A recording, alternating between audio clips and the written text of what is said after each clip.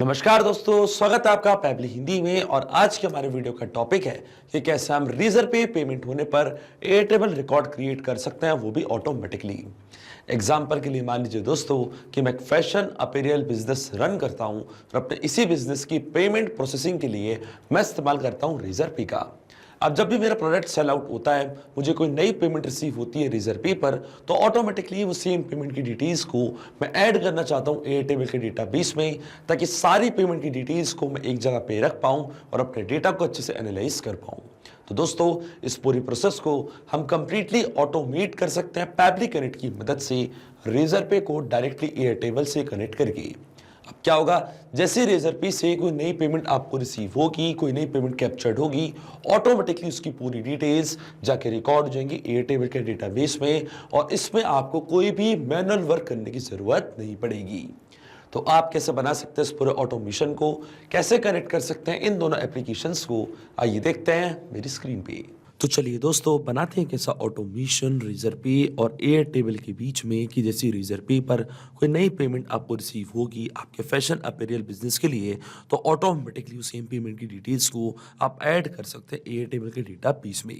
और ये complete process को हम ऑटोमेट करेंगे पैबली कनेक्ट की मदद से, एयरटेबल को रीजर पे से कनेक्ट करके। तो चलते हैं हम न्यू टैब पे। आप देख सकते हैं दोस्तों, ये है पैबली का लैंडिंग पेज। सिंपली आपको गूगल पे टाइप करना है पैबली.com और आप आ जाएंगे पैबली के लैंडिंग पेज पे।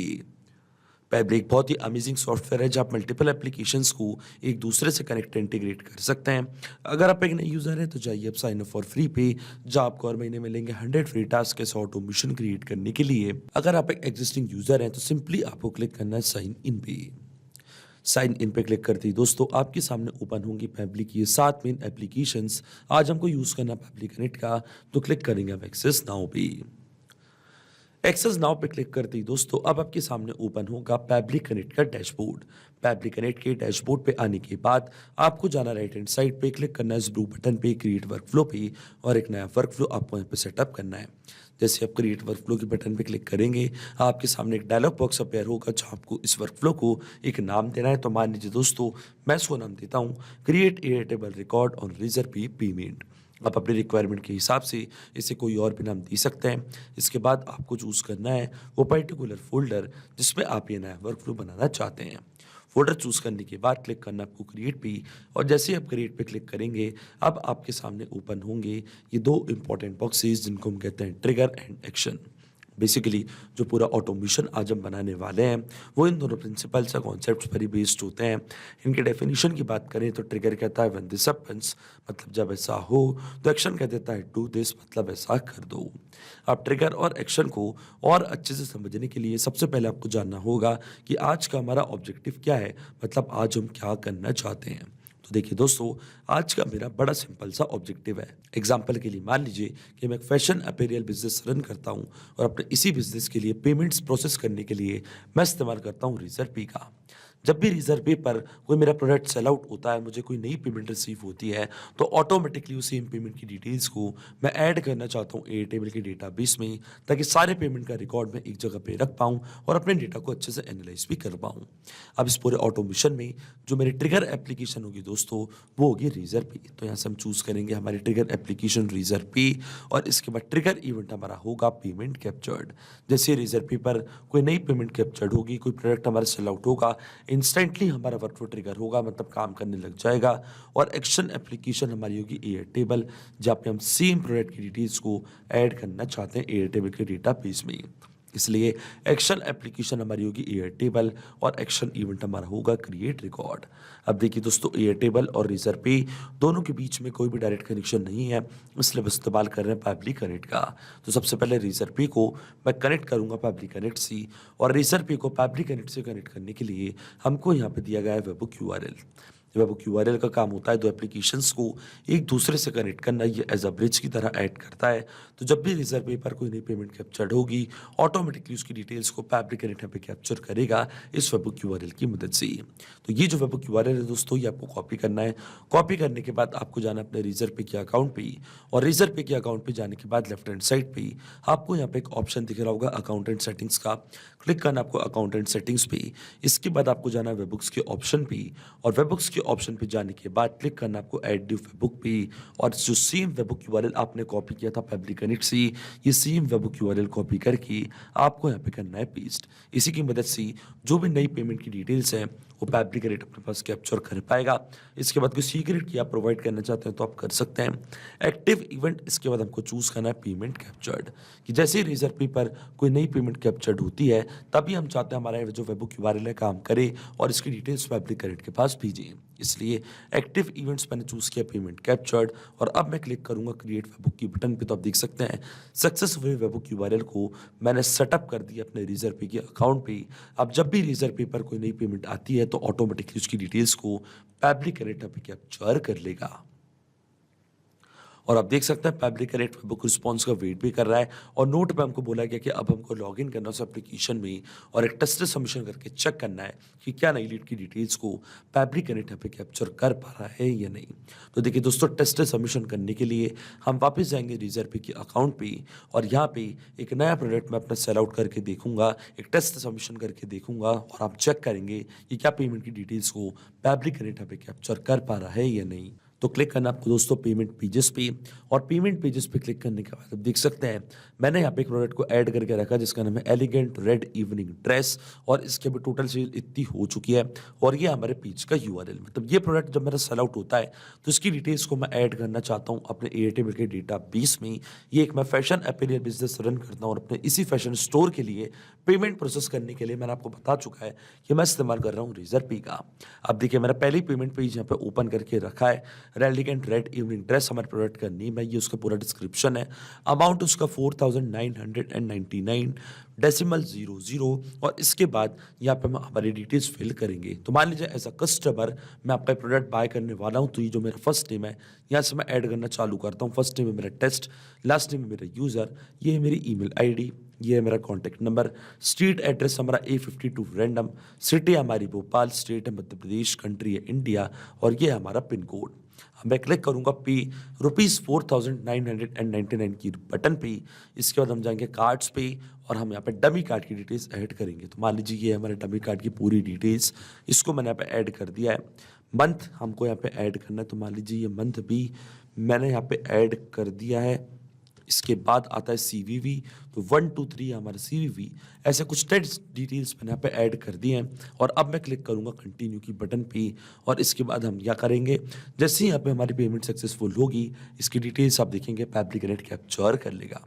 और देखिए OTP मैंने यहाँ पे एंटर कर दिया है, तो पूरी डमी डिटेल्स मैंने यहाँ पे ऐड कर दिया, और जैसे ही हमारी पेमेंट यहाँ पे सक्सेसफुल होगी इसकी पूरी डिटेल्स फैब्रिक कनेक्ट कैप्चर कर लेगा। और आप देख सकते हैं पेमेंट हमारी यहाँ पे सक्सेसफुल हो चुकी है। इसका मतलब इसका पूरा डेटा फैब्रिक कनेक्ट ने कैप्चर कर लिया होगा, क्योंकि पेमेंट कैप्चर के लिए हमने वेबबुक यूआरएल को ऐड करके रखा था अपने रेजर पे के अकाउंट पे। तो चलता हम वापस फैब्रिक कनेक्ट पे और वेट करते हैं हम वेबबुक रिस्पॉन्स का। और देखिए दोस्तों, वेबबुक रिस्पॉन्स हमको यहाँ पे रिसीव हो चुका है। एंटिटी टैक्स था 1800, स्टेटस हमको कैप्चर्ड दिखा रहा है। और देखिए ये थी हमारी लीड की जिस कस्टमर ने हमारा प्रोडक्ट बाय किया था, उनका email ID testdemo@fabriccreates.com। First name था हमारे कस्टमर का टेस्ट, लास्ट नेम था यूजर, ये था उनका contact number, pin code, state, address. आप देख सकते हैं पूरी डिटेल्स फैब्रिक कनेक्ट यहाँ पे कैप्चर कर ली हैं।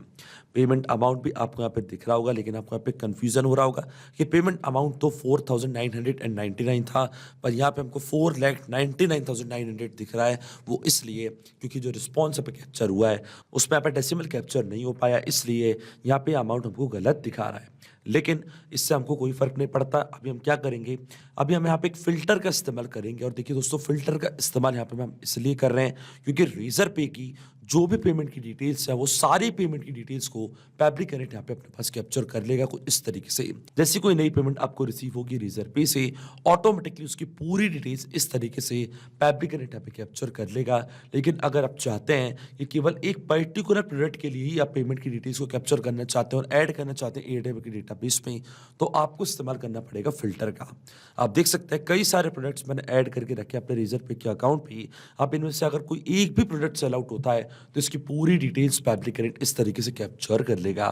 लेकिन हम चाहते हैं कि केवल एक पर्टिकुलर प्रोडक्ट, जब ये वाला प्रोडक्ट हमारा सेल आउट होता है जिसका नाम है एलिगेंट रेड इवनिंग ड्रेस, तब हम एयरटेल के डेटाबेस में पूरी डिटेल्स ऐड करना चाहते हैं। तो इसके लिए आपको फिल्टर का इस्तेमाल करना पड़ेगा।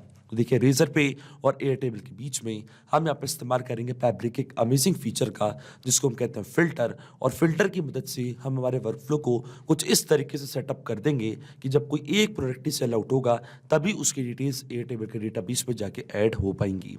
तो देखिए एक्शन इवेंट हम चूज करेंगे फिल्टर वैल्यूज, क्लिक करना आपको कनेक्ट की बटन पे। इसके बाद आपको चूज करना है फिल्टर लेबल। रेजर पे जो कि हमारी प्रीवियस स्टेप थी, जो कि हमारी ट्रिगर एप्लीकेशन थी, उसका पूरा रिस्पॉन्स आपको यहाँ पे देखने लग जाएगा जैसे मैं रेजर पे के ड्रॉप डाउन पे क्लिक करूंगा। आप देख सकते हैं दोस्तों, अब देखिए हमारे पास प्रोडक्ट का नेम तो अवेलेबल है नहीं, ये कौन सा प्रोडक्ट हमने सेल आउट किया था, लेकिन हमारे पास अमाउंट जरूर है। और देखिए हम प्रोडक्ट को अमाउंट के हिसाब से यहाँ पे डिफरेंशिएट करेंगे। तो देखिए ये था हमारे प्रोडक्ट का अमाउंट 4,99,900। अब देखिए मैं आपको समझाता हूँ कि ऐसा मैं क्यों कर रहा हूँ। मैं आपको लेके चलता हूँ अपने रेजर पे के अकाउंट पे। आप देख सकते हैं रेजर पे के अकाउंट पे कई सारे प्रोडक्ट्स मैंने यहाँ पे ऐड करके रखे हैं, लेकिन सारे प्रोडक्ट्स का जो अमाउंट है वो अलग अलग है।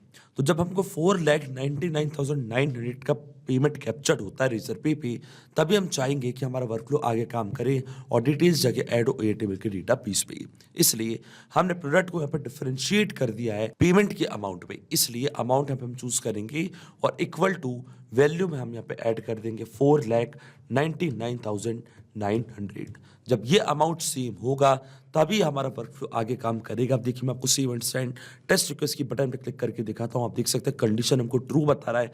जब ये कंडीशन ट्रू होगी तभी हमारा वर्कफ्लो आगे काम करेगा और डिटेल्स जाके ऐड होंगी एयरटेबल के डेटाबेस में। अब देखिए अगर मैं यहाँ से एक जीरो भी हटा देता हूँ दोस्तों और फिर मैं क्लिक करूंगा save and send test request की बटन पे, तो आप देख सकते हैं कंडीशन यहाँ पे फॉल्स हो चुकी है। इसका मतलब इसके आगे अब हमारा वर्कफ्लो काम नहीं करेगा। इसलिए यहाँ पे जो अमाउंट है वो हमेशा सेम होना चाहिए, तभी हमारा वर्कफ्लो आगे काम करेगा और एयरटेबल के डेटाबेस में पूरी डिटेल्स जाके रिकॉर्ड हो जाएंगी। इसलिए मैंने यहाँ पे इस्तेमाल किया फिल्टर। मैं आशा करता हूँ कि आपको समझ आ गया होगा कि क्यों मैंने फिल्टर का इस्तेमाल यहाँ पे किया है। और अब हम चलते हैं हमारी आखिरी स्टेप की तरफ और एयरटेबल को अब मैं कनेक्ट करूंगा पैपली कनेक्ट से। तो क्लिक किया मैंने कनेक्ट की बटन पे, जाना आपको ऐड टू कनेक्शन पे, क्लिक करना आपको कनेक्ट विद एयरटेबल पे और इसके बाद हमको हमारा बेस यहाँ पे सिलेक्ट करना है। तो देखिए दोस्तों मेरे बेस का नेम है ऑल पेमेंट डिटेल्स। तो यहाँ पे हम सर्च करेंगे पेमेंट डिटेल्स और आप देख सकते हैं ये हमारा बेस पेमेंट डिटेल्स, इसको मैंने यहाँ पे चूज कर लिया है। और फिर आपको क्लिक करना है ग्रैंड एक्सेस की बटन पे और आप देख सकते हैं हमारा ऑथराइजेशन यहाँ पे सक्सेसफुल हो चुका है और एयरटेबल का अकाउंट भी अब कनेक्ट हो चुका है पैपली कनेक्ट से। अब अकाउंट कनेक्ट होने के बाद बेस हमारे सिस्टम ने ऑटोमेटिकली यहाँ पे डिटेक्ट कर लिया क्योंकि बेस हमने पहले सिलेक्ट कर लिया है और टेबल का हमारा नेम था ऑल पेमेंट्स। आप देख सकते हैं एक टेबल मैंने यहाँ पे क्रिएट करी थी। अब जो भी कॉलम्स मैंने बनाए थे अपने एयरटेबल के डेटाबेस में, ये सारे कॉलम्स आप देख सकते हैं पैपली कनेक्ट यहाँ पे कैप्चर कर लिए हैं। अब वन बाय वन करके ये सारी डिटेल्स हम यहाँ पे करेंगे फिल और इन डिटेल्स को फिल करने के लिए हम इस्तेमाल करेंगे मैपिंग का। मैपिंग का मतलब ये होता है दोस्तों जो रिस्पॉन्स हमको मिला था हमारे ट्रिगर एप्लीकेशन से, मतलब हमारे प्रीवियस स्टेप से, उसी रिस्पॉन्स का यूज मैं यहाँ पे कर लूंगा। इसी स्टेप को हम कहते हैं मैपिंग। तो देखिए दोस्तों मैपिंग कैसे की जाती है। जैसे आप इस फील्ड पे क्लिक करेंगे तो रेजर पे जो कि आपकी ट्रिगर एप्लीकेशन थी, जो कि आपकी प्रीवियस स्टेप थी, वो आपको यहाँ पे दिख रही होगी। इसके ड्रॉप डाउन पे आप जैसे क्लिक करेंगे तो जो भी रिस्पॉन्स आपको मिला था आपके ट्रिगर एप्लीकेशन से वो पूरा आपको यहाँ पे दिखने लग जाएगा। सबसे पहले हमको ऐड करना है ऑर्डर आईडी। तो देखिए दोस्तों इस तरीके से ऑर्डर आईडी को मैंने यहाँ पे मैप कर दिया है। फिर आता है कस्टमर का नेम। तो फिर से हम डेटा यहाँ पे सर्च करेंगे। कस्टमर का फर्स्ट नेम था टेस्ट, लास्ट नेम था यूजर, इसको भी मैंने यहाँ पे मैप कर दिया है। फिर आती है कस्टमर की ईमेल आईडी। तो फिर से हम डेटा यहाँ पे सर्च करेंगे और कस्टमर की ईमेल आईडी, कस्टमर का कॉन्टैक्ट नंबर, पूरी डिटेल्स आप देख सकते हैं इस तरीके से मैंने यहाँ पे ऐड कर दिया है। इसके बाद आता है उनका स्ट्रीट एड्रेस। तो ये था हमारे कस्टमर का स्ट्रीट एड्रेस। इसी तरीके से जो उनकी सिटी थी, तो सिटी थी उनकी भोपाल, ये भी मैंने यहाँ पे मैप कर दिया है। फिर आती स्टेट। तो स्टेट थी उनकी मध्य प्रदेश। तो फिर से हम डेटा यहाँ पे सर्च करेंगे और स्टेट को भी इस तरीके से मैंने यहाँ पे मैप कर दिया है। फिर आती है कंट्री। तो डेटा आप डायरेक्टली यहाँ पे सर्च भी कर सकते हैं। अगर आपके पास डेटा अवेलेबल नहीं है, आप सर्च नहीं कर पा रहे, तो डायरेक्टली आप यहाँ पे डेटा सर्च करके उसको मैप कर सकते हैं। फिर आता है लीड का पिन कोड। तो फिर से हम डेटा सर्च करेंगे और पिन कोड को भी इस तरीके से मैंने यहाँ पे मैप कर दिया है। लेकिन दोस्तों आपके मन में एक सवाल जरूर आ रहा होगा कि मैपिंग का मतलब क्या होता है और इसका इस्तेमाल मैंने यहाँ पे क्यों किया। तो देखिए दोस्तों मैपिंग इसलिए बहुत ज़्यादा इंपॉर्टेंट स्टेप होती है क्योंकि जो भी डेटा मैंने यहाँ पे मैप किया है, डेटा ऑटोमेटिकली नए डेटा से चेंज हो जाएगा जब नेक्स्ट टाइम हमारा वर्कफ्लो ट्रिगर होगा। बड़े ही आसान शब्दों में मैं आपको समझाऊं तो जब भी आपको रेजर पे से कोई भी नई पेमेंट की डिटेल्स रिसीव होंगी तो ऑटोमेटिकली जो भी नई पेमेंट का डेटा है, जैसे कि कस्टमर का first name, last name, email, contact number, payment amount, order ID, वो डिटेल्स अपने आप यहाँ पे आके अपडेट हो जाएंगी। अपने आप आपका वर्कफ्लो ट्रिगर होगा और ये डिटेल्स जाके रिकॉर्ड हो जाएंगी एयरटेबल के डेटा पीस में ही। इसलिए दोस्तों, मैपिंग करना होती ज़रूरी प्रोसेस, क्योंकि अगर हम यहाँ पे ये डेटा कुछ इस तरीके से मतलब मैनुअली टाइप कर देते तो ये डेटा रहता हमेशा स्टैटिक या परमानेंट, फिर हमारा ऑटोमेशन काम नहीं करता। इसलिए मैंने इस्तेमाल किया मैपिंग का। अब देखिए, जैसे मैं save and send test request की बटन पे क्लिक करूंगा दोस्तों, आप देखेंगे हमको यहाँ पे एपीआई रिस्पॉन्स रिसीव हो चुका है। इसका मतलब ये डिटेल्स जाके रिकॉर्ड हो चुकी है एयरटेबल के डेटा पीस में। और आप देख सकते हैं हमको यहाँ पे रिस्पॉन्स मिल चुका है। तो चलते हैं हम एयरटेबल के डेटा बेस में, रिफ्रेश करते हैं हमारे एयरटेबल के डेटा बेस को, और आप देख सकते हैं दोस्तों पूरी डिटेल्स यहाँ पे आके रिकॉर्ड हो चुकी है। ये थी हमारी ऑर्डर आईडी, कस्टमर का नेम था टेस्ट यूजर, ये थी उनकी email ID, phone number, street address, city, state, country, pin code, पूरी डिटेल्स आप देख सकते हैं पैबली कनेक्ट ने कैप्चर करके ऐड कर दिए एयरटेबल के डेटा पीस में। इसका मतलब जो ऑटोमेशन हमने बनाया था दोस्तों पैबली कनेक्ट पे, वो बिल्कुल सही से काम कर रहा है। सिंपली 3 स्टेप में हमने पूरा ऑटोमेशन बना दिया जो वर्क करेगा इंस्टेंटली। जैसे रेजर पे पर कोई नई पेमेंट कैप्चर्ड होगी, ऑटोमेटिकली वो सेम पेमेंट की डिटेल्स जाके रिकॉर्ड हो जाएंगी एयरटेबल के डेटा पीस में। तो अगर आप भी इस अमेजिंग वर्कफ्लो का इस्तेमाल करना चाहते हैं दोस्तों, तो इसका लिंक मैं अपने वीडियो के डिस्क्रिप्शन में आपको दे दूंगा, जहाँ आप इसे बड़ी आसानी से इस्तेमाल कर सकते हैं। मैं आशा करता हूँ कि वीडियो आपको ज़रूर पसंद आया होगा। ऐसे और वीडियो देखने के लिए आप सब्सक्राइब कर सकते हैं मेरे चैनल को पैबली हिंदी को। So thank you for watching this video.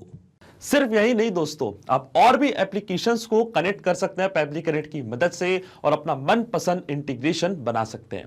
अगर आपको कोई इंक्वायरीज है, कोई डाउट्स है, तो आप जा सकते हैं forum.pebble.com पर। आप हमको मेल कर सकते हैं support@pebble.com पर। अगर आपको कोई प्राइसिंग रिलेटेड इशू है तो आप जा सकते हैं इस लिंक पर।